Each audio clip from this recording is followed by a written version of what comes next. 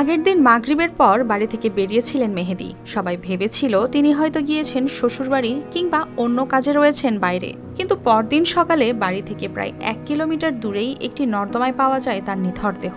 সুস্থ মানুষের এভাবে লাশ হওয়ায় সকলের মনে একটাই প্রশ্ন ঘুরপাক খাচ্ছে, কি হয়েছিল তার সাথে? আমি কি দাবি করব? আমার ছেলে মরে গেছে, এর লোকে মেরি প্লেস ওর। আমার সন্দেহ কার করবো? আমি তো চোখে দেখিনি। গ্যামজাম তো কার সঙ্গে? গ্যামজাম আমাদের ফ্যামিলি ছাড়া আর কোনো জায়গায় গ্যামজাম নেই। 19 জুন সকালে সাতক্ষীরার কলারোয়া উপজেলার জালালাবাদ ইউনিয়ন পরিষদের পাশে গ্রামীণফোন টাওয়ার সংলগ্ন একটি নর্দমা থেকে মেহেদী হাসানের মরদেহ উদ্ধার করেছে পুলিশ, যে ছিল মধু ব্যবসায়ী। সে আমার পাশের বাড়ি, আমার চা শ্বশুর হয় নজরুল। ওরাই থেকে ওর মেডিসিন এক ভ্যানালায় জালালাবাদের এক ভ্যানালা গিয়ে আমাকে বাড়ি সংবাদ দিলে যে মিজানের ছেলে অমুক জায়গায় লাশ পড়ে আছে টাওয়ারের গোড়ায় এক বাড়ির পিছনে।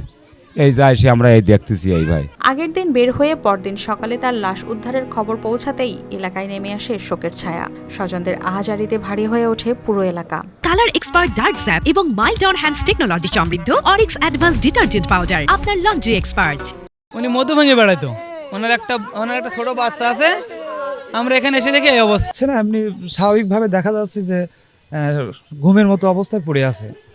এখন তো পুলিশ ছাড়া আমরা বলতে পারবো না যে কি ঘটনা। খবর পেয়ে কলারোয়া থানার পুলিশ ঘটনাস্থল পরিদর্শন করে এবং মরদেহ ময়নাতদন্তে পাঠানোর প্রস্তুতি নেয়। প্রতিবেদন পাওয়ার পর নেওয়া হবে প্রয়োজনীয় আইনগত ব্যবস্থা, জানিয়েছেন কর্মকর্তা। পার্শ্ববর্তী ইউনিয়নের কয়লা ইউনিয়নে বাড়ি তার। তো আপাতত আমরা এতটুকু জেনেছি। তো প্রাথমিকভাবে মনে হচ্ছে এটা একটা হত্যাকাণ্ড।